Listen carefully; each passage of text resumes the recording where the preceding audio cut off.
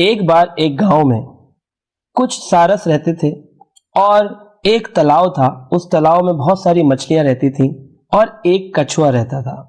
जब ये दो सारस मछलियां खाने के लिए वहां जाते थे तो रोज कछुआ इनकी मदद करता था, मछलियां चुनकर इनको देता था और ये दोनों सारस बड़े ही मजे से बहुत सारी मछलियां जो कछुआ देता था उसे खाते थे। लेकिन एक दिन ये दोनों सारस आपस में कुछ चर्चा करने लगे तो कछुए ने जब ध्यान से सुना तो पता चला वो दोनों बात कर रहे थे कि अब कुछ ही समय में यहां से सारे तालाबों के पानी को खेतों में भेज दिया जाएगा। जब पानी को खेतों में भेज देंगे तो तालाब कैसा हो जाएगा, बिना पानी के सूख जाएगा और सारी मछलियां मारी जाएंगी। और अब सारस सोच रहे थे कि अब यहां से दूर चलेंगे, दूर के गांव में एक बहुत बड़ा तालाब है जिसमें पानी हमेशा ही रहने वाला था। तो इस तरह से ये दोनों सारस आपस में चर्चा कर रहे थे। तभी कछुए ने सुन लिया और पूछा कि अरे भाई, मैं तो आप लोगों की इतनी मदद करता रहा, अब आप लोग मुझे बताओ कि कौन से तालाब की बात कर रहे हो। उन्होंने कहा, यहां से बहुत दूर एक तालाब है जहां का पानी कभी नहीं सूखने वाला और वहां के पानी को कोई छूने नहीं वाला और वहां हम हमेशा इत्मीनान से रह सकते हैं, एकदम साफ स्वच्छ पानी है। तो कछुए ने कहा, ये तो भाई बड़ी दास्ती है, आप मुझे भी लेके चलिए ऐसे तालाब में। तो जब इस तरह से बोला तो सारस ने कहा, लेकिन कछुए भाई, आप उड़ोगे कैसे? हाँ, आपको तो उड़ना नहीं आता। तो कछुए ने कहा, हाँ मुझे उड़ना नहीं आता, पर हम एक युक्ति लगा सकते हैं। उन्होंने कहा, कौन सी युक्ति? तो उन्होंने कहा कि आप दोनों सारस आपस में अपनी अपनी चोंच में एक डंडे को पकड़ लीजिए उसके दोनों कोनों से, और बीच में मैं कछुआ उसको पकड़ लूंगा और फिर हम उड़ना शुरू कर देंगे और आप मुझे इस तालाब से उस तालाब ले जाना। तो सारस ने कहा, यह बात तो बिल्कुल सही है, लेकिन इसके लिए सबसे ज्यादा जरूरी है कि तुम बीच में बोलना कुछ मत। तो कछुआ बोला, हाँ मुझे क्या जरूरत पड़ी है जो मैं बोलूंगा, जब तक उस तालाब में ना पहुंच जाए बीच में बोलना कुछ मत। तो इस तरह से उन्होंने आदेश दिया। तो कछुए ने भी इस बात को स्वीकार किया और फिर दोनों ने दोनों तरफ से उस डंडे को उड़ाना शुरू किया और इधर से कछुए जी ने बीच में से पकड़ा और तीनों लोग उड़ने लगे। जैसे ही तीनों इस तालाब को छोड़ करके उड़ने लगे, बस कुछ ही दूर पे निकले थे कि नीचे से खेलने वाले जो बच्चे थे उन्होंने आवाज लगानी शुरू करी और कहा, ओ देखो देखो देखो कछुआ उड़ने लगा, और देखो देखो देखो कछुआ उड़ने लगा।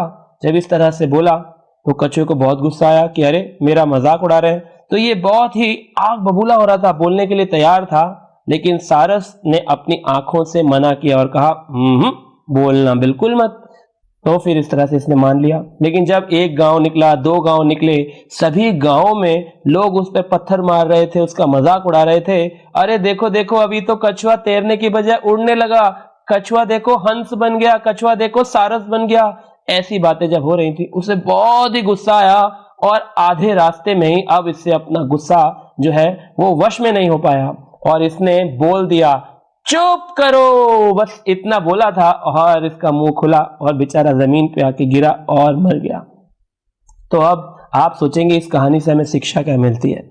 आप देखिए, इसकी शिक्षा ये है कि इसके अंदर जो ये दो सारस हैं ये और कोई नहीं, एक है भगवान श्री कृष्ण और एक है उनके प्रतिनिधि हमारे गुरु।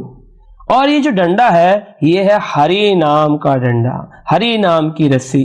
इस हरि नाम को पकड़ करके हमारे गुरु और हमारे जो भगवान है कृष्ण, उन्होंने हमें आदेश दिया कि अगर तुम ये हरि नाम पकड़ के रखो और अपने जीवन में किसी भी व्यक्ति से अपराध ना करो, किसी भी व्यक्ति से द्वेष ना करो, किसी से भी झगड़ा ना करो, अपनी बातें ग्राम्य कथाओं को छोड़कर बस कृष्ण कथा करो।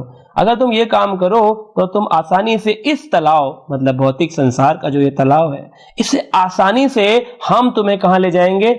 आध्यात्मिक तालाब में ले जाएंगे, जहां से जाने के बाद इस संसार में वापस नहीं आना पड़ता। जैसा भगवान ने गीता में कहा है, जन्म कर्मा च मे दिव्यम एवं यो वेति तत्वतः त्याक्तम देहम पुनर्जन्मम नेति ममेति सुअर्जुनः। हे अर्जुन, जो मेरे इस जन्म कर्म को समझ जाता है उसे इस जन्म मृत्यु के चक्र में पुनः नहीं आना पड़ता।